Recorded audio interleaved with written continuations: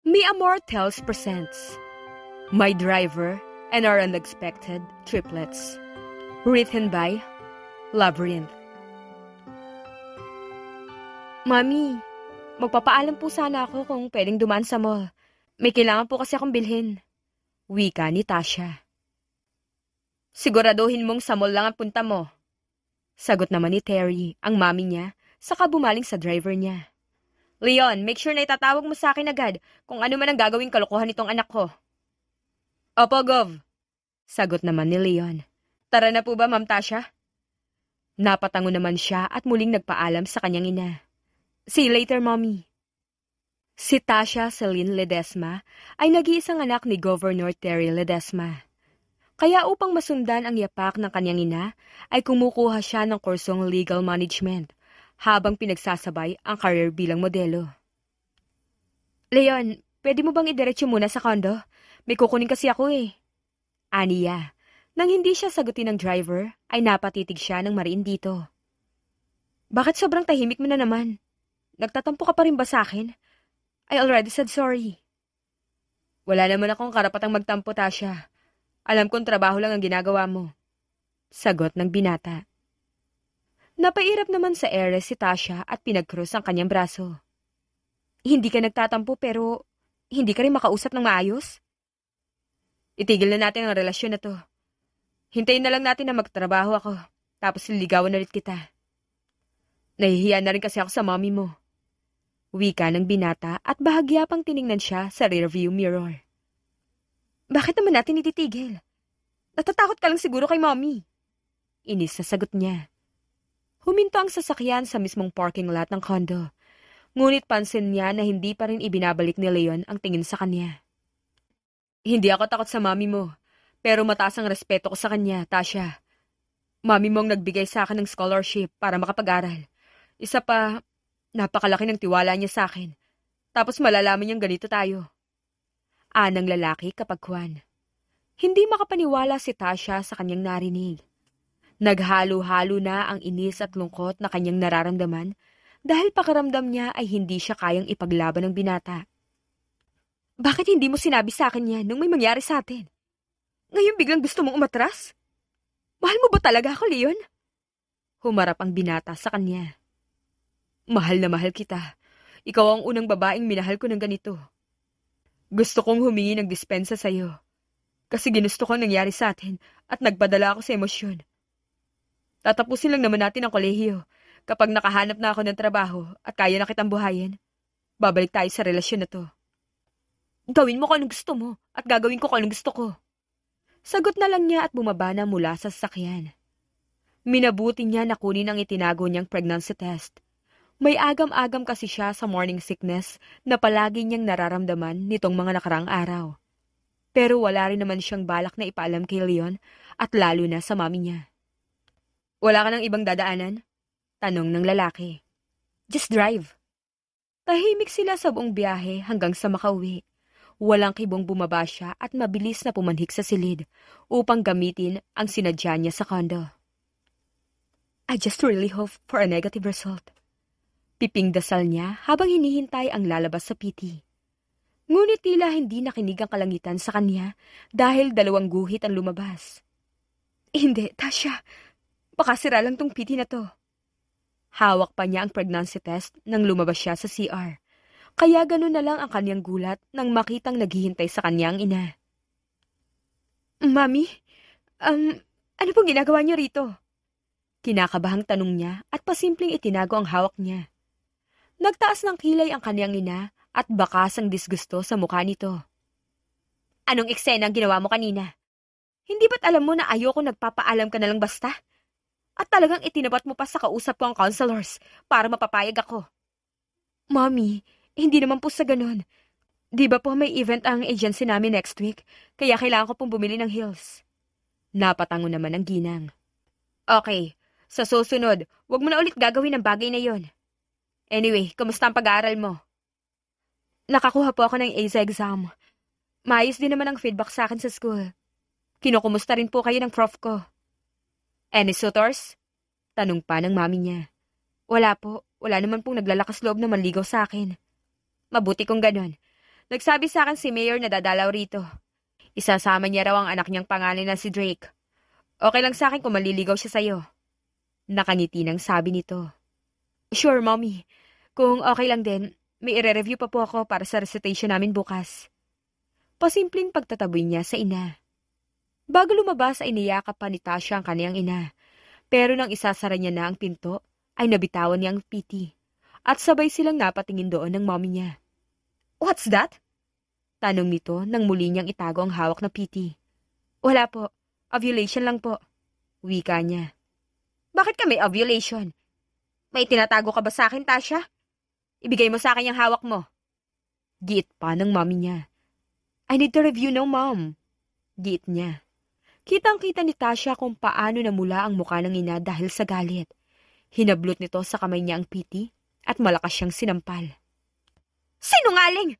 How could you do this to me, Tasha? Paano mo nagawang paikutin ako? Galit na tura nito. Doon naman nagpatakan ng luha mula sa kanyang mga mata. Napahawak pa siya sa pisngi kung saan dumapo ang palad ng kanyang ina. Mommy, I'm sorry. Hindi ko po sinasadya. Let me explain. Let you explain? Ano i-explain mo sa akin? Kung paano mo nabuo ang bata? O kung paano mo ako pinapaikot sa kasinungalingan mo? Mommy, sorry. Sorry po talaga. Hindi ko naman po alam na mangyayari to. Lumuluhang sagot niya at sinubukan pang hawakan ang kamay ng ina. Iwinaksi naman ito ang kamay niya. Sino ang ama? Umiling siya at napapikit ng mariin, kaya lalo itong nagalit at muli siyang sinampal. Huling beses ko na tong itatanong. Kung hindi mo masasagot, i-disown kita at wala kang makukuhang kahit na ano mula sa akin. At sa naiwan ng dad mo. Sino ang amo niyang batang nasa sinapupunan mo? Nanginginig ang kamay niya at lalo siyang napahagulhol. Hindi niya na naiisip sa ngayon ang kanyang sarili, kundi ang kinabukasan ng bata sa sinapupunan niya. Si Leon po. Samantala, habang inaayos ni Leon ang kanyang proyekto na ipapasa kinabukasan, ay narinig niya ang pagbusina ng isang sasakyan. Sumilip siya sa bintana para masigurong kotse nga ni Governor Ledesma ang kanyang nakikita. Anong ginagawa ni Gov dito ng 10 oras ng gabi? Tanong niya sa sarili. Agad siyang bumaba upang puntahan ang hindi inaasahang panauhin. Magandang gabi po, Gov. Ano pong sadya natin? Magalang na bati niya rito. Nang matitigan niya ang mata ng ginang, ay roon niya lang napansin na nanlilisik ang mga mata nito sa galit. Biglang dumaan ang matinding kaba sa kanyang dibdib dahil mukhang naiintindihan niya kung saan humuhugot ng galit ang gobernadora. Magpapaliwanag po ako. Imbis na salita ang isagot nito sa kanya, ay isang malakas sa sampal ang dumapo sa kanyang pisngi. Paliwanag? Ang kapal-kapal ng mukha mo, Leon! Matapos kitang pag-aralin at tulungan ang magulang mo sa pagsasaka, ganito ang igaganti mo sa akin? Gov, pasensya na ho talaga. Gagawa po ako ng paraan para makabawi. Kung gusto niyo po, iwasan ko na lang ang anak niyo sa ngayon. Mahal ko lang po talaga si Tasha. Bala ko naman po talaga na magpaalam sa inyo para manligaw pero natakot po ako na hindi niyo ako magustuhan dahil driver lang ako. Ano bang akala mo sa nangyayari? Naglalaro lang kayo? Leon, anak ko si Tasha. Isa siyang heredera. Magiging sikat na modelo rin siya tapos anong malalaman ng mga tao? May karelasyon siyang tulad mo lang? Hindi lang pangalan ng anak ko ang sinisira mo, kundi maging ang pangalan ko. Mula ngayon, wala ka nang matatanggap na scholarship at allowance. Sisiguraduhin kong maghihirap ka ng mas masahol pa sa daga. Galit na sabi ng ginang at saka siya tinalikuran. Dumating na ang kinatatakutan niyang mangyari. Sinubukan niyang tawagan si Tasha upang alamin ang lagay nito, pero hindi na rin nagri-ring ang numero ng dalaga. Kahit nasuntok sa buwan ang umasang hindi ititigil ng gobernador ang scholarship na bigay sa kanya, ay sinubukan niya pa rin pumasok kinabukasan. Mr. Aguirre, kailangan mo munang magbayad bago ka namin payagan na makapag-exam. Ano bang nangyari at nawalan ka ng scholarship? Maayos naman ang grado mo. Anang admin. Hindi po ba talaga pwedeng promissory note muna? Hindi nga pwede, iho. Kung gusto mo, kausapin mo na lang muna si Gov. Total, siya naman ang nagbibigay ng scholarship mo. Sagot nito. Napabuntong hininga na lang si Leon at paulit-ulit na minura ang sarili sa kanyang isip. Kung sana hinintay ko na lang na makapagtapos ako bago ko niligawan si Tashi. Di sana hindi ako nagkakaproblema ng ganito. Pag-uwi niya sa bahay ay nadatnan niya ang kanyang magulang na nanlulumo. Tay, bakit nasa truck pa rin ang mga repolyo? Walang bumibili ng mga produkto natin. Humihikbing sagot ng kanyang ina. Inukuha na rin ng bangko ang nakasalang lupa natin. Hindi ko na alam kung anong kamalasan ang nangyayari. Leon, pwede mo bang kausapin si Gov? Baka sakaling may tulong siya sa atin. Oo nga, anak. Di ba malapit ka naman sa anak ni Gov? Baka pwedeng humingi ka ng tulong sa kanya. Wika ng kanyang ama. Ang balita rin kasi sa tarangkahan, si Gov daw nagpapaayos ng lugar doon. Dagdag pa nito. Alanganing napalunok si Leon at naupo sa pagitan ng kanyang magulang. Nag-umpisa ng magpatakan ang kanyang luha bago pa man niya masabi ang totoo. Nay, Tay, pasensya na po. Pero galit sa akin ang gobernadora. Hindi po niya tayo tutulungan. Mabilis na lumipas ang panahon at nanirahan si Tasha sa Amerika. Nung gabi na malaman ng kanyang ina ang katotohanan, ay mabilis siyang hinatid nito sa kanyang ninang. At wala ni isa man sa taga San Isidro ang nakakaalam ng pagdadalang tao niya. Mommy, bakit po walang iniinom si Lace? Nakasimangot na reklamo ni Lux. Kaya nga po, Mommy, bakit kami lang ang umiinom nito? Di ba dapat po sabay-sabay kaming iinom ng gamot? Dagdag naman ni Lesar. Bakit ba gusto niyo pa akong idadamay? Wala naman ako sipon. Giit naman ni Liz. Napakamot na lang ng batok si Tasha sa ungot ng kanyang mga anak. Sa awa ng Diyos, nakaligtas ako sa bingit ng kamatayan. Pero hindi naman ako nakaligtas sa kakulitan ng triplets ko. Aniya sa isip at ibinaba ang hawak na gamot. Kung sino lang ang may sakit, siya lang din ang iinom ng gamot. Hindi ba nag-usap na tayo tungkol dito? Gusto niyo bang magtampo pa ako sa inyo bago kayo sumunod? Mabilis siyang niyakap ng tatlo, kaya naman napabuntong hininga na lang siya. Kapag iniwan ko kayo kay Ninang Ali niyo, ay huwag kayo mangungulit. Maliwanag? Opo, Mami. Si Lesar lang po naman ang pasaway. Sagot ni Liz. Nakita niya kung paano naningkit ang mga mata ni Lesar. Anong ako? Kayo kaya nilaksan makulit? Super bait ko kaya. Depensa nito sa sarili. Bakit nadamay pa ako? Ako ang kamukha ni Mami kaya akong pinakamabait. Giit naman ni Lux. Hindi identical ang mukha ng tatlong bata. Kung si Lux ang kamukha niya, ay si Lesar naman ang kamukha ng dati niyang nobyo. Habang ang mukha naman ni Liz ay kombinasyon ng mukha nila ni Leon. Tama na yan Ayusin niyo na muna ang laruan sa kwarto. Pagdating ng ninang niyo, dapat ready na ang lahat. Paalala niyang muli sa mga anak. Agad naman siyang sinunod ng mga bata. Kahit pa matinding hirap ang kanyang naranasan sa loob ng 7 taon, ay sulit naman ang lahat dahil sa pagmamahal ng triplets. Matapos niya kasing ipanganak ang mga ito, ay ipinagpatuloy niya ang kanyang pag-aaral sa Amerika. Halos 3 taon din ang kanyang binuno para makabalik sa pagmamodelo. Ngunit kahit nakamtan niya ang kasikatan, ay inililihim pa rin niya sa publiko ang tungkol sa mga bata. Paano, Ali? Ikaw na munang bahala sa kanila. After ng shoot ko, pupuntahan ko agad kayo. Nakangiting sabi niya sa kaibigan. Kanina pa nga hinihintay ni na Mami itong 3. Basta tawag ka lang kapag free time mo, para hindi ka sobrang mamiss nitong mga bata. Ani Ali. Kapag naging maayos na ang lahat sa contract ko, hindi na tayo mahihirapan sa pagtatago. Pati tuloy kayo nadadami sa problema ko. Bes, okay lang yan. Isa pa, hindi naman abala sa amin ang mga anak mo. Kung totosin, para na silang apo talaga ni na Daddy at Mommy. Kaya wag mong problemahin ang mga bata. Ang isipin mo matapos na yung photoshoot. Nang makabalik ka na agad. Tugon ni Ali. Napangiti naman siya at nagpaalam na sa kanyang mga anak.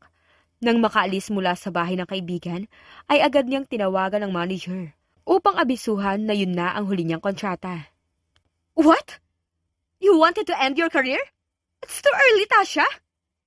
Baka sa tinig ng kaniyang manager ang inis. I wanted to pursue a different path. Nagawa ko na naman ang mga dapat kong gawin kaya malaya na ako. We can't do that. Tasha, I just signed a contract proposal for a branding company. We cannot breach the contract. The company cannot handle the compensation. Sad pa ng kaniyang manager. Ano? Bakit ka naman pumirma agad? Pasigaw na tanong niya. You know that I cannot understand your native language, right? I'll send you the contract. Ibinaba ng manager niya ang tawag at mabilis niyang nakita ang soft copy ng kontratang sinasabi nito. Bakit nagdedesisyon siya nang wala akong alam? Inis na sabi niya. Nakalagay nga sa kontrata ang multang kanyang babayaran kung sakaling hindi niya tapusin ang kontrata. Lalo lang siyang nainis nang mapansing stay-in siya sa mismong staff house habang tinatapos ang shoot. Anong klaseng kontrata to? Hindi na tinapos ni Tasha ang pagbabasa ng kontrata dahil lalo lang siyang napipikon sa mga nakasulat doon. Muli niyang tinawagan ang kaniyang manager para pakiusapan ang mismong affiant para i-withdraw ang contract. Ngunit ang tanging sagot nito ay siya lamang ang maaaring kumausap sa in-charge dahil wala pa siyang pirma. May I ask, where's the operational manager? Magalang na tanong ni Tasha at sinunod ang itinuturong daan sa kanya. Pero nang makita niya ang nakasulat sa pinto, ay ganun na lamang ang pagtataka niya dahil CEO's office ang itinuro sa kanya at hindi operational manager. Hindi na siya nagsayang ng oras para isipin pa yon. Kumatok siya ng 3 beses bago buksan ang pinto. Wala siyang narinig na pagsagot kaya pinihit niya ang doorknob at pumasok sa loob ng opisina. Good afternoon, sir. Bati niya pa sa nakatalikod na lalaki. Sir, I am Tasha Celine Ledesma from a modeling agency. Sa isipan niya ay pinupuri niya ang pisikal na anyo ng lalaking nakatalikod sa kanya. I bet na gwapo tong foreigner na to. Katawan pa lang halatang tambay na sa gym. Humarap sa direksyon niya ang lalaki. What the? Ilang beses pa siyang napakurap para masiguro ang kaniyang nakikita. It was over 7 bloody years since I saw him. Pero ngayon, hindi na hiram na damit ang suot niya, kundi formal attire na kasing mahal ng isang mamahaling sasakyan. Paano ang lalaking to ang nasa harap ko ngayon? Aniya sa isip. Don't you waste my time, Miss Ledesma. Banta ng binata sa kanya kaya lalong kumunot ang noo niya. Doon niya lang napagtanto na matagal siyang nakatitig dito. I got the wrong office. I'll find the COO. Excuse me. Aniya tumalikod na rito. Pero bago pa man siya makalabas ng opisina, ay bigla ulit nagsalita ang lalaki at mas seryoso na ito kumpara nung una. You're in the right office. Tungkol sa project ang ipinunta mo, di ba? Walang ganang wika nito at saka naupo sa swivel chair. Hindi na ako magtatagal. Gusto kong i-withdraw ang contract. I cannot do the project. Wala pa namang visa yun dahil wala pa akong pirma roon. Nakita niya kung paano mapang-insultong umangat ang sulok ng labi ni Leon. Sa ganyan ka na lang ba magaling, Miss Ledesma? How unprofessional. Akala ko pa naman magaling na model ang nakuha namin. Isa palang manluloko. I-withdraw mo ang contract at sisiguraduhin kong sira ang pangalan mo at ng buong agency niyo. Hindi makapaniwala si Tasha sa kanyang naririnig at halos magpintig ang kanyang tenga dahil sa mapang-insultong pahayag nito. What are you trying to imply? Anong manloloko? Hindi ko magagawa ang project dahil ayoko at aalis na ako sa agency. Wala akong pakialam. Piliin mo kung ano gusto mo at gagawin ko ang dapat. Pinal na sagot ng lalaki. Nakasad sa kontrata na ang consent ng CEO ng agency niyo ay kasing kahulugan ng pagpayag mo na gawin ang proyekto. You gave them that authorization nung hinayaan mo silang i-manage ang karera mo. And now, this? Nakalatag ng lahat tapos ayaw ka dahil gusto mo lang? Are you nuts? Sino ka ba sa akala mo ngayon, Leon? Nakapag-suit ka lang ng suit, ganyan ka na umasta? I am Leon Aguirre, the CEO of the well-known AAA company. And who are you again? Mapaglaro ang ngisi na nakapaskil sa labi ng lalaki. Ngunit imbis na mainis siya, ay para siyang sinasaksak sa dibdib dahil sa kagaspangang ipinapakita nito sa kanya. Wala akong pakialam sa mismong kumpanya mo, Mr. Aguirre. Hindi ko gagawin ang project na ikaw ang amo. Hindi na hinintay ni Tasha ang sagot ni Leon at lumabas na siya mula sa opisina nito. Ilang beses siyang napahinga ng malalim dahil gustong-gusto niya nang umiyak sa harapan ng binata. After all these years, ganito pa rin ang epekto niya sa akin. Pero mukhang tama ang sinabi ni Mami noon. Hindi ko lubos na kilala ang lalaking minahal ko. Sa kabilang banda naman ay napakuyom ang kamay ni Leon habang nakatitig sa pintuang nilabasan ni Tasha. Nag-ikting ang kanyang panga dahil sa inis na nabubuhay sa dibdib niya. 7 taon ang nakalipas bago ko nakuha ang meron ako ngayon. 7 taon din ang nakakaraan kung paano kami pinasuot sa butas ng karayom ni Governor Ledesma. Sisiguraduhin kong mararanasan nila ang hirap na naranasan ng pamilya ko noon. Kinuha niya ang cellphone at mabilis na tinawagan ang kanyang abogado. Sinigurado niyang hindi makakalusot sa kontrata si Tasha at gagawin nito ang proyektong gusto niya. Set the meeting later in the afternoon. Pagkasabi nun ay tinapos na niyang tawag. Mas gusto kong ipakita sa kanya na hindi na gaya ng dati ang kalakaran ngayon. Ibinaling niyang muli ang atensyon sa proyektong ginagawa ng kanilang kumpanya. Sinisigurado niyang magiging maayos ang lahat at hindi masasayang ang pinaghirapan niya nang dahil lang sa iniisip niya tungkol kay Tasha. I was waiting for this time to come. Hindi ko sasayangin ang tsansang meron ako ngayon. Nang ipinatawag siya para sa meeting, ay sinadya niya ang malate ng ilang minuto. Kaya naman pagpasok niya pa lang sa conference room, ay napangisi na lang siya nang mapansin ang matalim na tingin ni Tasha. Let's start the meeting.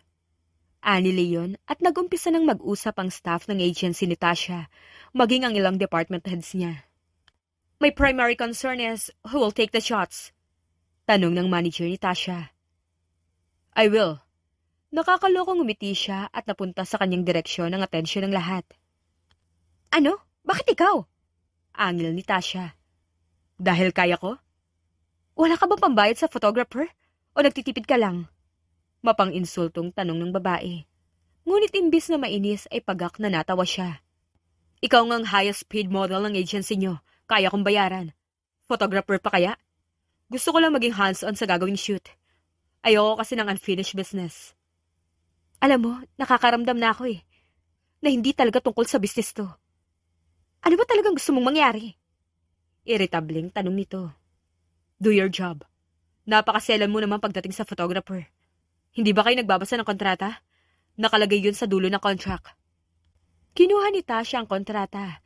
Napansin niya na bigla na lang namutla ang babae nang makumpirmang hindi siya nagsisinungaling.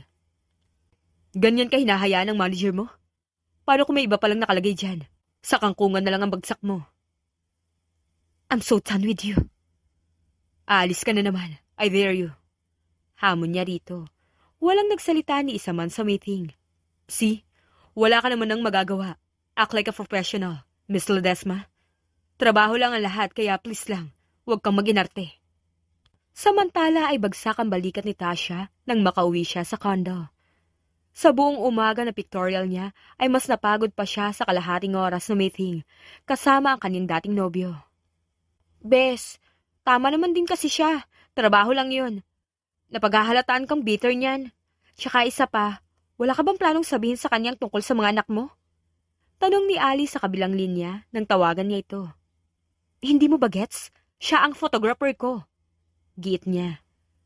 Huwag mo sabihing tumitibok pa rin yung puso mo para kay Leon. Ani Ali. Napasabunot na lang siya sa kanyang sarili dahil tama ang kanyang kaibigan. Paano ba naman kasi? Ang lakas niyang mangasar. Tapos kung ano-ano pang nakalagay sa contract. Sa ipinapakita niyang ugali, parang hindi deserve nung tatlo na makilala siya bilang tatay. Pag-iiba niya ng usapan. Alam mo namang hindi mo matatakasan ng totoo, di ba? Isa pa, lagi na lang nagtatanong ang mga anak mo tungkol sa tatay nila. Ano na lang sasabihin ko? Masyadong matalino ang mga bata, kaya hindi ko rin sila madadaan sa mga pang-uuto. Sagot ni Ali. Ni minsan ay hindi namilit ang mga anak niya na magtanong sa kanya tungkol sa ama ng mga ito. Kaya madalas ay nagugulat pa rin siya na kay Ali nagtatanong ang mga bata imbis na sa kanya. Susubukan ko munang alamin kung pamilyadong tao ng tatay nila. Kung may pamilya na, hihintayin ko na lang magbinata yung tatlo. At kung wala namang pamilya si Leon, ipapaalam ko sa tatlo na buhay ang tatay nila. At paano naman si Leon? Hindi niya ba deserve na malaman na may anak pala kayong nabuo bago mo siya iwan sa Pilipinas? Muling tanong ng kanyang kaibigan. Hahanap ako ng tiyempo. Natatakot akong tanggihan ni Leon ang mga anak ko. Pero mas takot akong magkaroon ng kaagaw sa mga bata. Sa ngayon, pag-aaralan ko muna. Mahirap namang magpadalos-dalos ang desisyon. Kung ano ang makabubuti para sa mga bata, yun ang gawin mo. Payo ni Ali. Of course. Tugon naman niya. Paano bes, ikaw na muna bahala sa mga bata ha. Bukas nasa shooting na ako. Huwag mong alalahanin ng mga bata. Mag-ingat ka sa lakad mo. Matapos na makipag-usap sa kanyang kaibigan, ay sunod niyang tinawagan ang kanyang ina na nasa Pilipinas gamit ang video call. Mami, nagkita ulit kami ni Leon. Halos magkasing yaman na kayo. Hindi na rin siya gaya ng dati na utusan lang sa munisipyo. CEO na siya ng kumpanya. Hindi ko alam kung kaya ko bang sabihin sa kanya na may anak kami. Kwento niya sa ina. Tumango ang mami niya at umangat pa ang kanang kamay nito. Kinuha naman ng nurse ang cellphone at ito ang nakipag-usap sa kanya. May improvements po ba, mami? Malungkot na tanong niya sa nurse. Sa ngayon po, ma'am, naigagalaw niya na po ang kamay at paa niya. Nag-undergo rin po siya ng speech therapy. At sabi ng doktor, malaki ang tsansa ng mami mo na makapagsalita ulit. Sagot ng nurse. Nasa kaligitnaan siya ng pag-aaral sa Amerika nang mabalitaan niya na na-stroke ang kanyang ina. Kaya naman hindi siya gaanong nasusustentohan nito at hindi niya nakatulong sa pagpapalaki sa 3 anak. Maging ang perang naipundar nito ay ginamit niya sa pagpapagamot dito. Kaya naman pinilit din niya na makabalik sa pagmamodelo upang mapunan ang pangangailangan nila ng kanyang mga anak. Maraming salamat sa pag-aalaga kay Mommy. Pagbalik ko sa Pilipinas, susubukan ko makabawi sa'yo. Aniya na ikinangiti ng nurse. Si Gov din naman po ang tumulong sa akin para makapagtapos ng pag-aaral, ma'am. Tumatanaw lang po ako ng utang na loob sa kanya. Anang nurse. Salamat pa rin sa tulong mo. Tatanawin kong utang na loob ang lahat ng ginagawa mo para sa mommy ko. Nagpaalam na si Tasha sa kanyang ina at tinapos ang tawag. Sinimulan niya nang mag-impake para sa shoot na gagawin nila bukas sa malayong isla. Nakakasama pa rin ang loob ang leyon na yun. Si mami ang nagpatapos sa kanya ng pag-aaral. Pero kung mas Tasha, para siyang higante. Parang wala kami pinagsamahan. Inis na sabi niya at isinara na ang kanyang maleta. Kinabukasan ay maagang umalis si Tasha sa kanyang kondo at dumiretso na sa opisina kung saan ang meeting place ng lahat. You will ride that car. Turo ng manager niya sa isang mamahaling sasakyan, saka kinuha ang kanyang maleta. Tumango naman siya at pumasok sa loob ng sasakyan. Nagsuot pa siya ng earphones para makatulog siya sa biyahe. Pero bago niya pa maipikit ang kanyang mata, ay pumasok si Leon at naupo sa tabi niya. Anak ng maligno! Inis niyang usal na ikinalingon ng lalaki. What? Sasakyan ko to. Anang lalaki. Pwes, bababa ako. Sagot naman niya. Puno na ang ibang sasakyan, kaya wala kang ibang choice kundi ang makisabay sa akin. Inirapan na lang niya ang lalaki at mas isiniksik ang sarili sa gilid ng sasakyan palayo rito. Pinilit niyang makatulog hanggang sa tangayin na siya ng antok sa gitna ng biyahe. Halos hating gabi na nang makarating sila sa mismong isla, kung saan gagawin ang photoshoot. Kinabukasan naman ay maaga pa rin silang nagprepara para sa trabaho. Sir Leon, nakaredy na po ang lahat. Anang kanyang assistant. Napatango na lang siya at napansing may bakal na ibinababa. Para saan yun? Para raw po sa flag nung yate sa kabila. Hahanapin ko na po si Miss Ledesma para by 8 a.m. start na po ang pictorial. Pagbibigay alam nito. Pinagmamasdan lang ni Leon ang kagandahan ng dagat nang bumagsak ang bakal. Sinubukan niyang pigilan yun para hindi mahulog sa gitna ng dagat. Pero dahil sa lakas ng hangin, hindi niya nabalanse ang sariling katawan. Tumalon siya sa dagat upang subukang kunin ang bakal. Rinig niya pang sigawan ng lang staff habang lumulusong siya sa tubig. Sino namang engot at sumasagip sa akin ngayon? Tanong niya sa isip dahil may bisig na kumapit sa katawan niya. Kumunot ang kanyang noo nang makita ang nag-aalalang mukha ni Tasha habang sinusubukan siyang iangat. What the heck, Leon? Baka sa boses ng babae ang kaba at takot. Doon lamang niya naalala na ang alam ni Tasha ay hindi pa rin siya marunong lumangoy, gaya ng dati. Anong ibig sabihin na ginagawa niya? Hindi kaya... Aniya sa isip at saka ipinikit ang kanyang mga mata at nagkunwaring nalunod. Maayos silang nakasampa muli sa barko at inihiga siya ng ibang staff. Who can execute the CPR? Ani Tasha. Ma'am, kalahati po sa amin ay Pinoy at wala sa amin ang marunong mag-CPR. Pero kahit po sa foreign staff, walang marunong mag-CPR. Sagot naman ng isa. Narinig niya kung paanong napamura ng sunod-sunod ang dalaga. Ilang sandali pa ay may lumapat na labi sa kanya. Kahit pa nakapikit ako, amoy pa lang ng babaeng to, kabisado ko na. Aniya sa isip. Hinayaan lang niya na gawin ni Tasha ang CPR. Ngunit nang sumunod na lapat ng labi nito, ay nahirapan siyang pigilan ng sarili. Nawag halikan ng babae, kaya napadilat na lang siya. Ano ba ginagawa mo? Ayos ka lang ba? Please, get him new clothes. Sunod-sunod na sabi nito. Hindi alam ni Leon kung paano magre-respond kay Tasha dahil namumugto na rin ang mga mata nito. Bakit mo ginawa yun? Tanong niya. Bakit ko hindi gagawin yun? Balik tanong nito at napatayo sa inis. She was a mess. Basang-basa dahil sa pagsagip sa kanya. Nakabusangot ang mukha dahil sa inis, pero ang ganda-ganda pa rin. Bakit lalong gumaganda ang babaeng to sa paningin ko? Aniya sa isip, ngunit agad din niyong iwinaksi at tumayo na.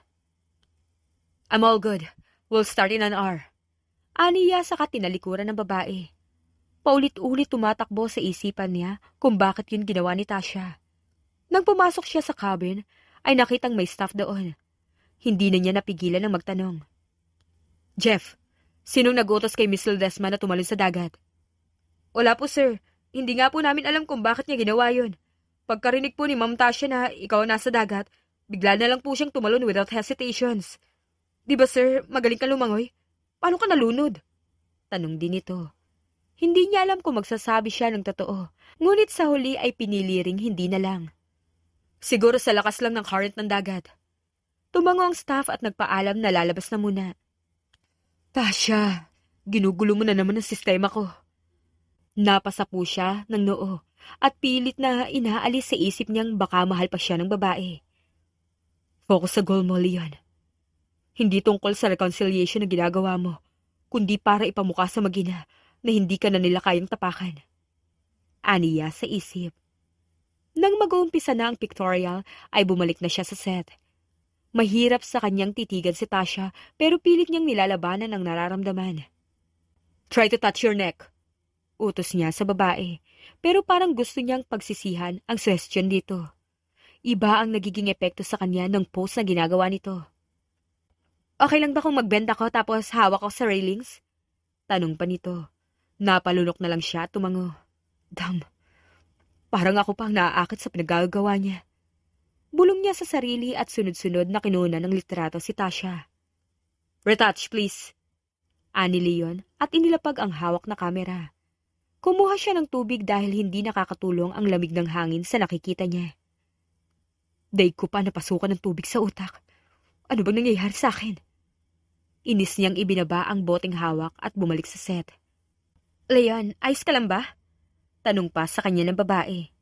Okay naman ako, let's proceed. Pambabaliwala niya rito. Mukhang hindi ka okay. Pwede naman siguro nating i-rush mamayang hapon. Baka naapektuhan ka dahil sa nangyari kanina. Sa'yo ako naapektuhan. Dahil palala ng palala ang epekto mo sa akin. Yun sana ang gusto niyang isagot pero napatikhim na lang siya. Ayos lang ako. Isa pa, hindi pwedeng hindi natin sundin ang schedule dahil may iba pang gagawin ng mga staff ko. Wika niya at bumalik sa pwesto. Samantala, nang matapos ang photoshoot na ginawa nila, ay bumalik si Tasha sa cabin upang tawagan ang kanyang kaibigan para ikwento rito kung ano ang nangyari. Anong naramdaman mo? Tanong ni Ali patungkol sa kwento niya. Hindi ko rin alam. Kinabahan ako bigla nung malaman kong siya yung nandun sa dagat. Kaya tumalo na lang din ako para puntahan siya. Gaga ka talaga. Alam mo bang pwede ka mapahamak sa ginawa mo? Sana inisip mo yung triplets bago ka tumalon, bes. Wika naman ni Ali. Kanina pa talaga niya gustong sabunutan ng sarili dahil sa ginawa kanina. Pero alam niya rin naman na kung maulit ang nangyari kay Leon, hindi siya magdadalawang isip na gawin ulit yon. Nataranta lang talaga ako, kaya ako nagawa yon. Nataranta ka? Kasi si Leon yun. Siguro kung ibang tao yun, baka magdalawang isip ka. Pero dahil ex-boyfriend mo at tatay ng mga anak mo ang nakita mong mapapahamak, nagpaka-Wonder Woman ka. Mapang-asar na komento ni Ali. Tigilan mo ako. Pakausap na ako sa 3. Imbis ay sabi niya. Masaya siyang kinausap ng triplets at ibinida pa ng mga ito ang tungkol sa grades sa mga ito. Ang pagod na nararamdaman niya ay kusa na lang nawala dahil sa sayang dulot ng mga bata. Nang magpaalam na sa kanya ang tatlong bata, ay nagdesisyon siyang lumabas mula sa cabin. I love you, Tri. Sagot niya sa kabilang linya pero ang kaniyang mata ay napako sa bultong nasa harapan niya. Good night, baby. Ibinaba niya ang tawag at napatitig kay Leon. May kailangan ka? Tanong niya rito. Wala. Pagkasabi nun ay tinalikuran na siya ng lalaki. Nagtataka man siya sa ikinikilos nito ay hindi na siya nagkomento pa at pumunta na sa dining. Habang kumakain siya kasabay ng ibang staff, ay napapalingon siya kay Leon na masama ang tingin sa kanya. Ano bang nagawa ko at ganyan siya makatingin sa akin? Dapat nga nagpapasalamat siya sa akin dahil iniligtas ko siya. Pero mas mukhang naiinis siya sa akin dahil sa paraan niya ng tingin. Kuling-kuling talaga ang isang to. Aniya sa isip. Ma'am Tasha, may boyfriend ka na ba?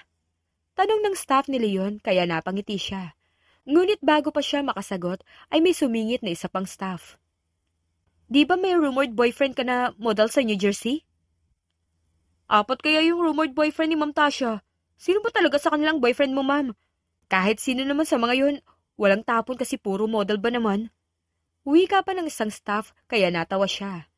Sabay-sabay na naagaw ang atensyon nila nang marinig ang pagbagsak ng baso ni Leon. Pansin naman niya na biglang nanahimik ang lahat at naglipat ang tingin sa kanya. Ayaw mo ba ma'am sa businessman na photographer? Tanong ng lalaking sa pagkakatanda niya ay Jeff ang pangalan. Parang ayoko, kasi kapag isa kang photographer, edi hindi exclusive ang mata mo para sa babaeng gusto mo. Isa pa, para kang legal na nakakakita ng ibang babae. Sagot niya. Ganon din naman kapag model. Kung sino-sinong photographer makakakitang nakabikini ka. Saad naman ni Leon. Napatas ang isang kilay niya at nagtatakang napatingin sa lalaki. Iba ang pagiging model, lalo na kung kagaya ko. Hindi naman ako nag-aalis ng damit, dahil hindi naman boy magazine ang kinocover ko. Still, iba't ibang lalaki pa rin ang nakakakitang sexy ang outfit mo. Gate pa nito. So, anong pinopoint out mo? Tanong niyang muli. Kaya ayoko talaga sa businessman eh. Kasi madalas, pakialamero sila. Pinalnaturan niya saka nag-walk out at bumalik na sa cabin. Inis niyang ibinagsak ang sarili sa kama. Kahit kailan talaga, Leon na yun. Malakas makasira ng mood. Matapos lang tong contract na to, sisiguraduhin kong hindi ko na makikita ang pagmumukha niya. Ramdam niya pa ang inis nang marinig ang pagkatok sa kanyang pinto. Binuksan niya yon at hindi inaasahang makita si Leon. Kaya isinara niyang muli ang pinto. Ngunit napigilan na yon ng lalaki bago niya pa man tuluyang may sara. Let's talk. Anito. We have nothing to talk about. Inis na sagot niya. I'm sorry kung na-offend ko yung profession mo. Anito sa mas mahinahong boses. Napabuntong hininga na lang siya at tinitigan ang mukha ng lalaki. Ano gusto mo pag-usapan? Hindi mo ba ako papapasukin? Imbis ay balik tanong nito. Hindi na. Sabihin mo na kung ano gusto mong sabihin. Maaga pang set bukas. I think mas magiging maayos ang working environment natin kung magiging civil tayong dalawa. Wika ng binata. Gustuhin man niya na magsungit kay Leon ay hindi niya magawa. Kahit papano ay ito pa rin ang client niya. I am Tasha Celine Ledesma. Nakangiting wika niya at iniabot ang kamay rito. Tinanggap naman ng binata ang kaniyang kamay. Leon Aguirre, the CEO of AAA/your photographer. Kahit nakalis ng lalaki ay hindi mawala sa isip niya ang paghawak nito sa kamay niya. Pull yourself together, Tasha. Siyempre, inabot niya ang kamay mo dahil nakipag-shake hands ka. Ang sabi niya, civil. Hindi kanya lilikawan. Sermon niya pa sa sarili dahil nagiging dalulo na naman siya. Umabot ng halos 1 linggo ang pananatili nila sa isla dahil na rin sa sama ng panahon. Kinaumagahan ay tanging si Leon na lang ang nakita ni Tasha sa set. Hindi gaya noong una na napakaraming staff sa paligid. Nasaan ang iba? Tanong niya sa lalaki. Naiwan sa cabin para i-edit na ang ibang photos na kinuha natin kahapon. Let's start? Anang lalaki. Ayos lang ba kung pupunta tayo sa falls? 2 minutes away lang naman yun mula rito. Pagkatapos nun, pwede na tayong mag-pack up. Yung ibang shot, gagawin natin sa city. Sabi pa nito na tinanguan niya lang. Muntik pa siyang matalisod dahil sa isang bato, pero mabilis siyang nahawakan ni Leon at kinabig papalapit sa katawan nito. Be careful, Tasha. Anito at ewan niya ba kung bakit parang malambing yun sa kanyang pandinig. Para siyang nakaramdam ng kakaiba at napatitig lang sa mukha ng lalaki. Sorry, aniya na makabawi. Hindi na humiwalay si Leon sa kanya at palagi siya nitong inaalalayan hanggang sa makaupo siya sa malaking bato. 1, 2, 3. Perfect. Sobrang ganda. Mahinang sabi ng lalaki na hindi nakaligtas sa pandinig niya. Tapos na? Tanong na lang niya. Isang shot pa. Wika ng binata at muli na naman siyang nag-pose. I really appreciate you saving me that day. Hindi ko inakalang tatalon ka sa tubig para lang iligtas ako. Nawala si Tasha sa focus dahil sa kanyang narinig. Naramdaman niya na lang ang pag-iinit ng kanyang pisngi kasabay ng malakas sa tibok ng kanyang puso. With that, the camera clicks. Hala, hindi ako ready! Reklamo niya at tumayo. Sandali, ulitin natin. Burahin mo yan! Biglang lumawak ang ngiti ni Leon habang nakatingin sa kamera. Kaya lalo lang niyang naisip na baka pangit ang itsura niya sa litrato. Tara na, tapos na naman na. Imbis ay nakangiting tugon nito. Imbis na hawakan siya sa kamay ay binuhat siya nito pababa mula sa bato. Para namang may sariling utak ang kaniyang katawan dahil napakapit siya sa lalaki.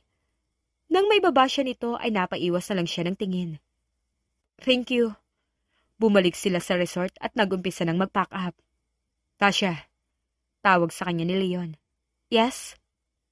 Can I at least... Kumunot ang noon ni Tasha at nagtatakang napatingin sa namumulang tenga ni Leon. At least what? Last day na kasi natin bukas. Baka gusto mong libutin ang isla or yung resort? Sure! Excited na sagot niya. Hindi ka man lang nakapagpakipot. Takte. Oo agad. Bulong ng intermedidang bahagi ng isip niya. Bukas ng 7:00, magkita tayo sa restaurant. Nakangiting wika ng lalaki. Mabilis niya itong tinanguan at nakangiting naglakad pabalik sa kanyang silid. Heart, kapit lang. Friendly gestures lang ang ginawa niya. Bulong niya habang nakahawak sa tapat ng kanyang puso. Kinabukasan ay sinuri ni Tasha ang kanyang sarili sa harap ng salamin. Kahit madalas ay confident naman siya sa sarili, ay kinakabahan pa rin siya sa tuwing nakikita niya si Leon. Tasha, where are you going? Tanong ng kanyang makeup artist. Just wanna stroll around, since this is our last day here in this island. See you around. Nakangiting sagot niya at pumunta na sa resto bar na sinabi sa kanya ni Leon. Ngunit ang ngiting nakapaskil sa mukha niya ay hindi nagtagal nang makitang may nakakandong ditong isang babae. Habang ang kamay pa ng babae ay nakalapat sa dibdib nito. Mahinang napamura siya at pinigilan ng sariling sampalin si Leon. Pinapunta niya lang pala ako rito para may makapanood ng paglalandi niya. Hindi niya na hinintay na mapansin pa siya nito at bumalik na lang sa silid. Tasha, I thought you were... I'm not in the mood. Pagputol niya sa sasabihin ng makeup artist niya. Nakakainis! Nakakapikon talaga ang Leon na yan. Civil niya mukha niya. Akala niya ba madadaan niya ako sa pagpapapogi niya? Manigas siya. Ang kapal na mukha niya. Inis na sabi niya at padabog na ibinagsak ang kanyang cellphone. Teka nga. Frustrated ba ako dahil nakita ko may kasamang babae si Leon? Ano naman pakialam ko sa kanya? Tinakpan niya ng unan ang kanyang muka at nagsisigaw. Pilit niyang itinulog ang inis na nararamdaman hanggang sa magaring ang tablet niya. Hi, Mami! Nakangiting bati ni Liz. Napadapa si Tasha at napatalikod sa bandang pintuan. Ay, baby ko. Kumusta na mga pogi kong anak? Teka, bakit parang may sugat ang mukha ni Lesar? Mommy, inaway po si Lesar kanina sa school. Ang sabi po ng kid doon, hindi raw po namin kamukha ni Lak si Lesar. Sagot ni Liz. Ha? Sinabi niyo ba yun sa ninang-ali niyo? Gulat na sabi niya. Pinakatitigan niya ang mukha ng tatlo at wala siyang nababasang lungkot sa mga mukha nito. Okay na, Mommy. Nakausap na ni Ninang Ali si teacher. Sagot naman ni Lax. Tsaka, Mami, Hindi mo sinabi sa akin na si Daddy palang kamukha ko. Ito si Daddy, di ba po? Ipinakita ni Lesar ang picture sa cellphone, kaya ganun na lang ang gulat niya nang makita si Leon na nakasuot ng tuxedo sa larawan. Pogi pala si Daddy. Magkamukha kami. Saan mo nakuha ang picture na yan? Nauutal niyang tanong. Pero mas lumala ang takot at kabang nararamdaman niya sa kasunod na sinabi ng anak. Hala, Mami! Magkasama pala kayo ni Daddy? Tanong pa ni Lux. Hi, Daddy! Nakangiting bati ni Liz at sabay-sabay na kumaway ang tatlo. Parang nanigas siya sa pagkakadapa nang mapansin niyang nakatayo si Leon sa pintuan at nakatingin sa tablet na hawak niya. Daddy! Kailan mo po kami pupuntahan? Tanong pa ni Lesar. Tatawag ako mamaya. Pagkasabi nun ay pinatay na ni Tasha ang tawag. Hindi niya mawari ang emosyong nakikita sa lalaki. Napatayo siya at ilang beses na napalunok habang nakatitig sa binata. Leon, anong ginagawa mo rito? Nakita niya kung paanong ikinuyom nito ang kamay na para bang nagpipigil ng galit. Akin ba sila? Kailan mo balak sabihin sa akin ang tungkol sa kanila? Bakit inilihim mo sila sa akin? Sunod-sunod na tanong nito. Sasabihin ko naman talaga sa'yo. Hinihintay ko lang na makabalik tayo sa damit, Tasha. Halos 8 taon mo na silang tinatago sa akin. Bakit? Ano bang nagawa ko sa'yo? Malungkot na sabi ng lalaki. Akala mo ba madali sa akin ang lahat?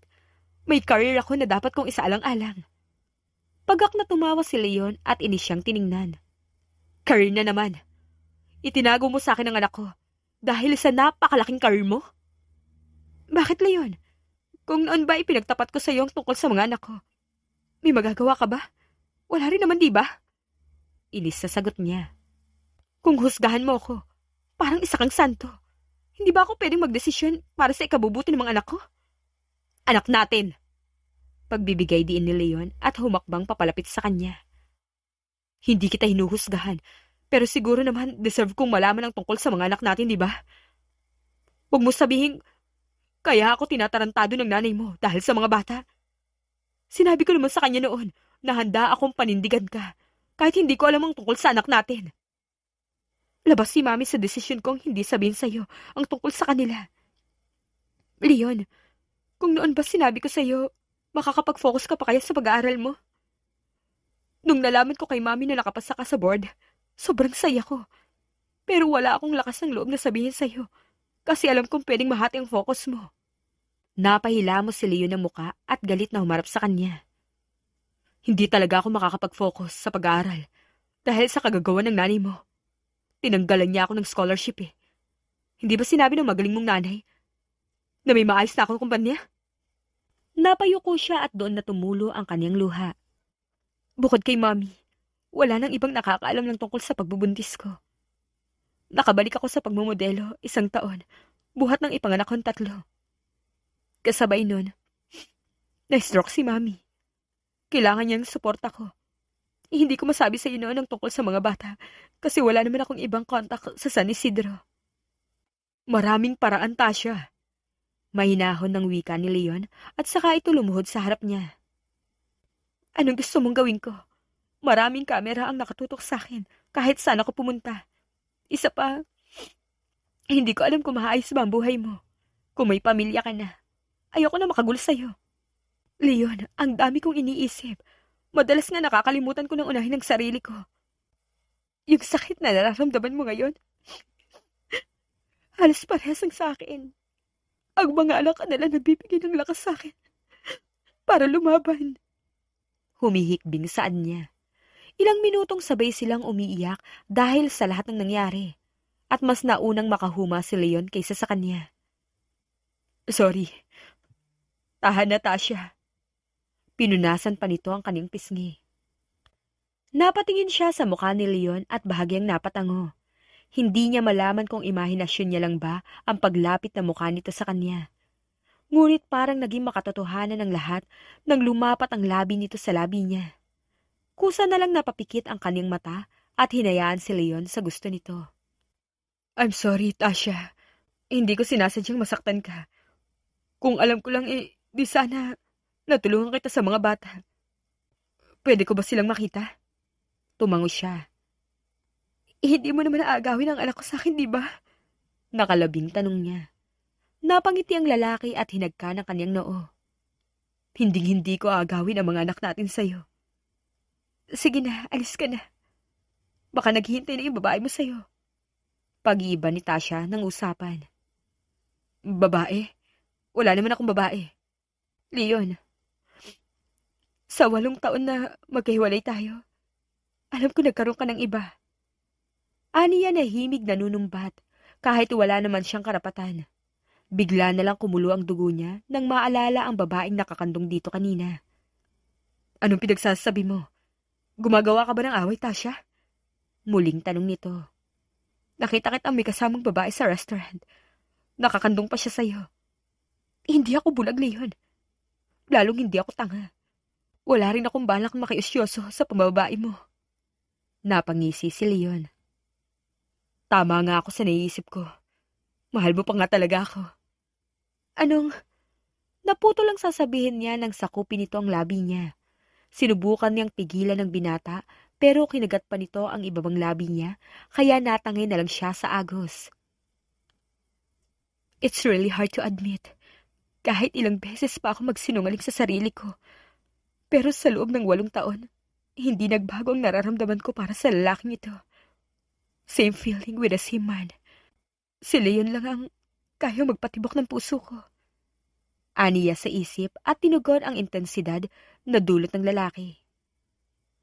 Kababalik lang ni Tasha sa kondo nang tawagan siya ng nurse ng kanyang ina.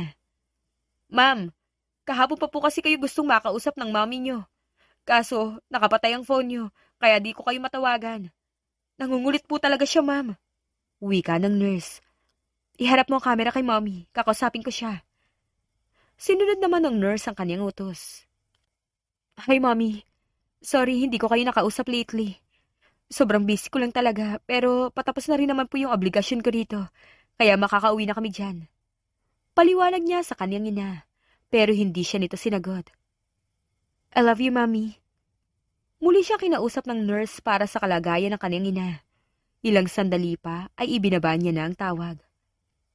Pagkatapos ng proyekto kay Leon, ay itutuloy niya ang resignation sa modeling agency. She already built her name in the industry. Ngayon naman, haharapin niya na ang bagay na gustong-gusto niyang gawin. Mommy, saan ba talaga kami dadalhin ni Ninang? Nakasimangot na tanong ni Liz. Diba, gusto niyong makita ang daddy niyo? Pupunta tayo sa kanya. Kaso, kay Ninang Ali kayo sasabay. Aniya sa mga ito. Mommy, hindi pa rin po ba okay ang work mo sa amin? Tanong naman ni Lax. Ilang years pa bang hihintayin namin bago ka po namin makasabay sa paglabas, Mommy? Dagdag pa ni Lesar. Napabuntong hininga na lang siya at maya-maya ay ngumiti. Laking pasasalamat niya dahil ni minsan hindi siya kinwestiyon ng mga anak niya. Higit sa lahat, proud din siya dahil lumaki ang mga ito na mapagmahal at marespeto. Sa darating na Pasko, makakalabas na tayo. Tugon niya at sabay-sabay na napahiyaw ang tatlo. My gosh, Bes! Naiiyak na ako sa nangyayari.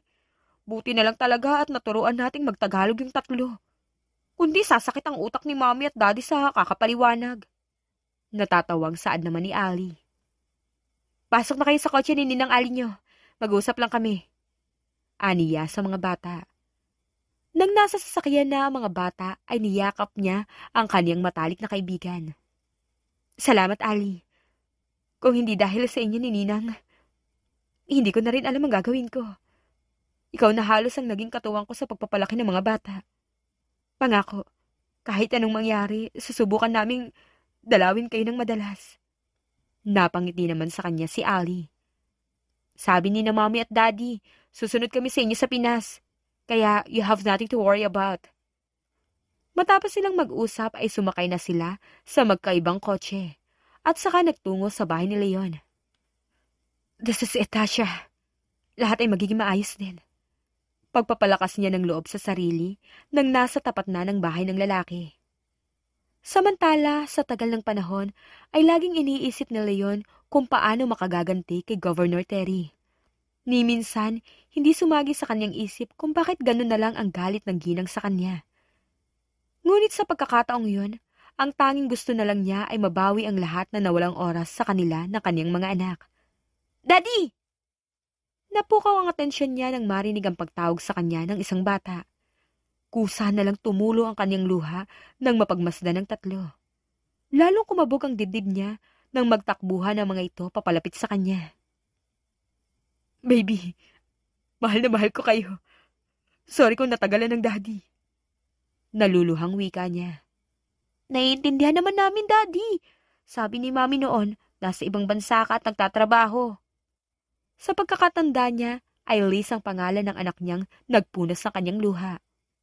Tsaka sabi ni mami, lagi ka na namin makikita. Wika pa ni Lux. Daddy, magkamukha talaga tayo. Namamangha pa ang mga mata ni Lesar habang nakatingin sa kanya. Natawa naman siya at mahigpit na niyakap ang mga bata.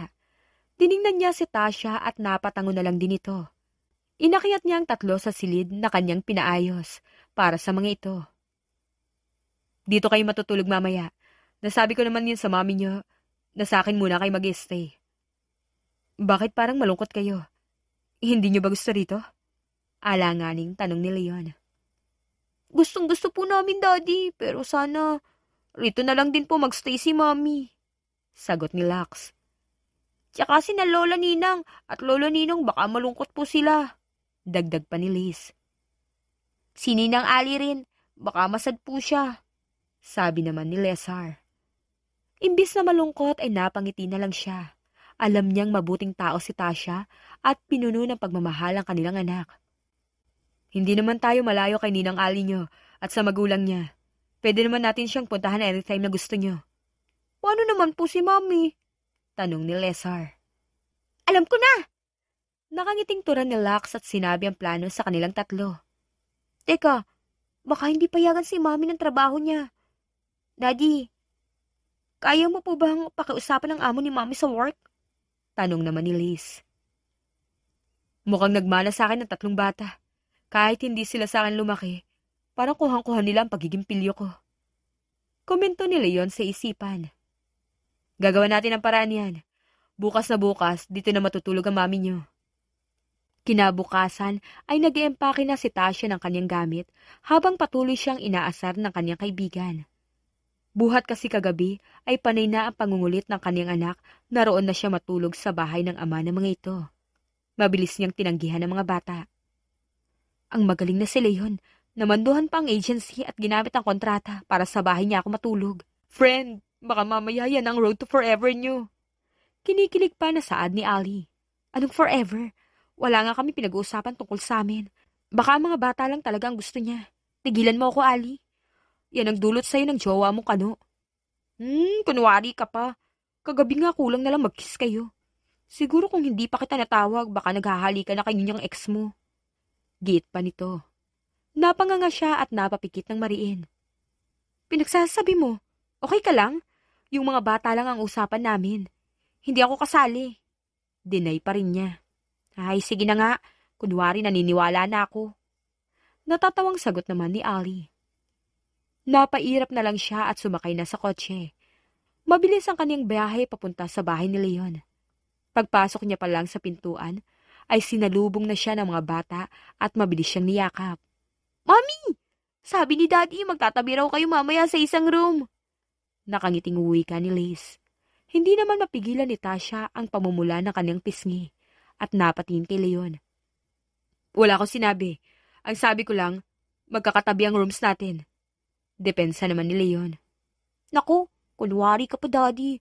Ang sabi mo pa nga sa akin kanina, si Mami ang nagka-crush sa'yo. Kaya naging crush mo na rin siya. Sagot naman ni Lux. Kumunot ang noon niya at pinaningkitan ng mata si Leon. Agad naman nagtaas ang dalawang kamay ang lalaki. Hindi ganun ang pagkakasabi ko. Tanungin mo pa si Lesar. Yan ang kamukha ko ng sobra kaya sure akong hindi ako ipapahamak niyan. Wika pa nito. Sabi ni Daddy kanina, ikaw ang nanligaw sa kanya. Naawa raw po siya sa iyo kaya kanya sinagot. Nakangiting wika ni Lesar. Iyari ka talaga sa akin mamaya. Banta niya sa lalaki. Nagmamadali naman si Leo na kinuha ang maleta niya. Hindi ko sinabi yun. Pili lang talaga mga anak natin kaya naisip nila yun. Yari ka, Daddy. Papalayasin ka ni Mami. Sabi ni Liz at ginatungan pa ng dalawa nitong kapatid. Nakita ni Tasha na sinanyasan ni Leon ang mga anak nila. Nagtakbuhan naman ang mga bata sa garden at doon sinamahan ang mga yaya ng mga ito. Kumain ka na? Pag-iiba ni Leon ang usapan. Tapos na. Huwag kung ano-anong tinuturo mo sa mga anak ko. Saway niya rito. Anak nga natin. Pagtatama sa kanya nito. Tara sa kwarto mo.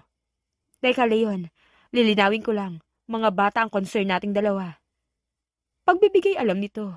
Ang totoo ay naiinis lang siya dahil wala itong binabanggit tungkol sa kanila. Pero hinalikan na siya. Yes, Miss Ledesma. Tara na sa kwarto mo. Sagot naman nito. Napabuntong hininga na lang siya at sinundan ito.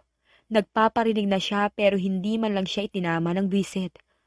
Kaya hindi niya alam kung paanong nakasandal siya sa pader habang magkalapat ang mga labi nila ni Leon kahit inis na inis siya rito. Ang rupo ko talaga sa lalaking to. Bulong niya sa kanyang isip. Napaawang pa ang kanyang labi nang maramdaman ang kamay ni Leon sa ibaba ng kanyang dibdib. Ako pala ang gutom. Nakangising sabi ni Leon at tumingin sa kanya na tila humihingi sa kanya ng permiso. Sa mga sumunod na araw ay para silang isang pamilya sa loob ng bahay ni Leon. Tayo ka dyan, wika ni Leon habang nakatingin sa lente ng kamera. Bakit kasali ako? Hindi na to kasama sa contract natin. Pagbibiro niya rito. Regalo mo na lang please, kahit ngayon lang. Tumabi sa kanya si Leon habang nasa harapan nila ang tatlong bata. Yun ang huling shot na kinuhanan ni Leon bago ito nagpaalam na aalis panandalian. May aasikasuhin daw ito sa Pilipinas. Mami, mag-asawa kayo ni Daddy? Tanong ni Lux habang gumugupit ng colored paper. Diba Mami, dapat agiri rin po kami? Bakit Ledesma po ang gamit namin? Dagdag naman ni Lesar. Hindi mo pa ba naaayos ang pangalan namin, Mami? Tanong din ni Liz. Sasagot na sana siya nang tumunog ang phone niya. Sandali lang mga anak. Sasagutin ko lang ang tawag ng daddy niyo. Hello, love? Bati ni Leon sa kabilang linya. Napakagat naman ang ibabang labi si Tasha at bahagyang ngumiti. Hinahanap ka ng mga bata.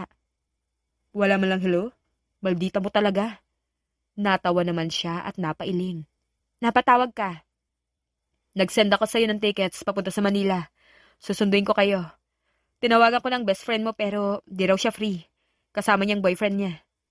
Tinignan naman niya ang email at nakalagay na mamayang gabi na ang flight. Bakit agad-agad naman to? See you, love. May ayusin pa ako. Ikamusta mo ako sa mga anak natin. Ibinaba ni Tasha ang tawag at nagmamadaling pumanhik sa silid upang mag-empake ng ilan nilang damit. Sa kabilang banda ay pinuntahan naman ni Leon ang dating gobernadorang nagpahirap sa kanya. Nakaupo ito sa wheelchair habang mariing nakatitig sa kanya. Hindi maayos ang huling kita natin.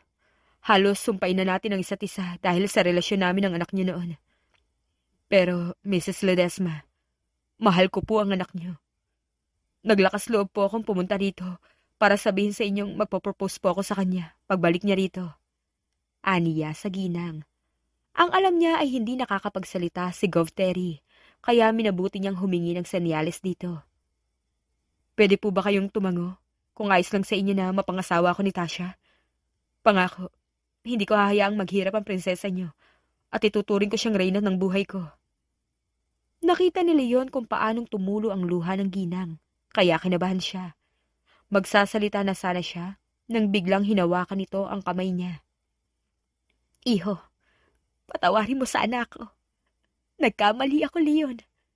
Pinagsisisihan ko yun, lalo na nung malaman kong namalimos ka para lang makuha ang nanay at tatay mo rito sa probinsya. Sana mapatawan mo ako, Leon. Sabi ng ginang na ikinabigla ni Leon. Akala ko po hindi kayo nakakapagsalita. Gulat naman niyang tanong. Nitong nakaraang linggo lang umayos ang pagsasalita ko matapos ang 5 taong speech therapy. Sa 8 taon na hindi ko kayo nakita ng pamilya mo, paulit-ulit kong ipinagdarasal na sana magkita ulit tayo. At makahingi ako ng tawad. Tugon ng ginang. Hindi ko po masasabing napatawad ko na kayo. Pero ang magulang ko, nasabi na nila noon na wala na sa kanilang nangyari.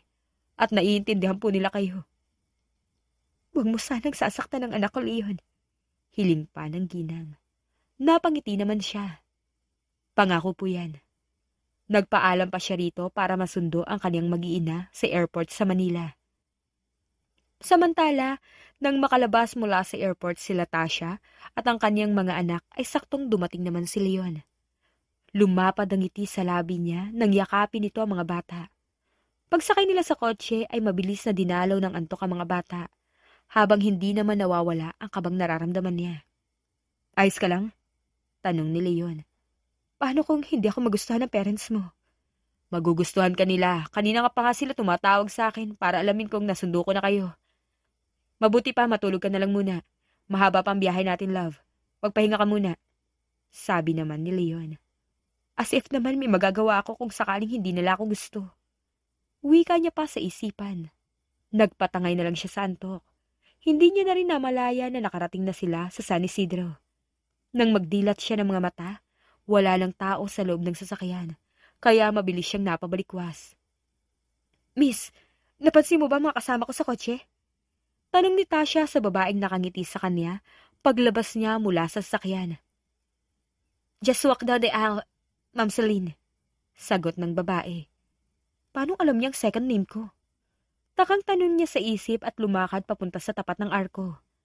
Doon niya nakita ang kanyang ina na sakay ng wheelchair. Ibang-iba na ang ayos nito kumpara sa huling kita niya sa video call. Oh my God! Mommy! Napahikbi siya habang yakap siya ng kanyang ina. Hinaplos pa nito ang kanyang likod kaya lalo siyang napahagulhol. I miss you, baby. Anito. Napakalas naman siya sa pagkakayakap at nagtatakang tumingin dito. Hindi naman siguro ako nananaginip, di ba? Tulog ako sa buong biyahe kaya wala akong maaalala kung naaksidente ba kami. Pero, you're here. Nakakapagsalita ka na ulit, Mami. Hindi makapaniwalang usal niya. Naghihintay na siya sa'yo. Salamat sa walang sawang pag-uunawa mo sa akin, anak. I always pray for your happiness. I love you. Nakangiting sabi pa ng mami niya. She mouthed. I love you too. Naglakad na siya patungo sa arko. Wow, ang ganda! Manghang sabi niya paglabas sa arko at doon na rin niya nakita si Leon. Hinawakan nito ang kanyang kamay at nagumpisang tumugtog ang musika. Napatingin siya habang isinasayaw ng binata. Hindi ko pa naman birthday. Bakit may paganito? Naalala mo ba nung prom? Akala mo, hindi ako makakarating kasi wala akong gagamiting damit. Kaya nandun ka sa sulok at nakatunganga sa mga nagsasayaw. Tapos last minute, dumating ako at isinayaw kita kahit wala ng musika. Ang sabi mo nun, isasayaw mo ako sa magandang lugar. Tapos, patutugtugin mo ang paborito natin. Mukhang achieve na ang pangako mo. Nakangiting sagot niya. May isa pa akong pangako. Pero nakadepende sa iyo ang katuparan nun. Kumalas si Leon sa pagkakayakap at lumuhod sa harapan niya.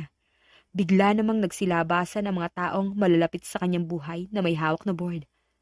Anong? Oh my gosh! Suntok sa buwan ng pangarap ko mahalin ka. Sabi ko pa noon sa sarili ko, baka pumuti na ang uwak pero hindi pa rin kita maabot. Noon, ikaw ang dahilan kung bakit ako nagsusumikap sa buhay. Pero ngayon, ikaw at ang mga anak natin ang rason kung bakit ako nabubuhay. Sa loob ng 8 taon, tanging ikaw lang ang hanap ng puso ko. Mahal na mahal kita. Kinuha ni Leon ang isang kaheta mula sa bulsa nito at itinapat sa kanya. Tasha Celine Ledesma, will you marry me? Kasabay nun ay nabasa niya ang I love you, my soon-to-be Mrs. Aguirre, na nakasulat sa board na siyang hawak ng kanilang pamilya. Yes, ikaw at ikaw lang din ang lalaking minamahal ko, mula noon hanggang ngayon. Tumayo ito at kinabig siya upang halikan matapos isuot sa kaniyang singsing. Kahit pa napapikit si Tasha, ay alam niyang kasama ang triplets sa sumisigaw ng congrats.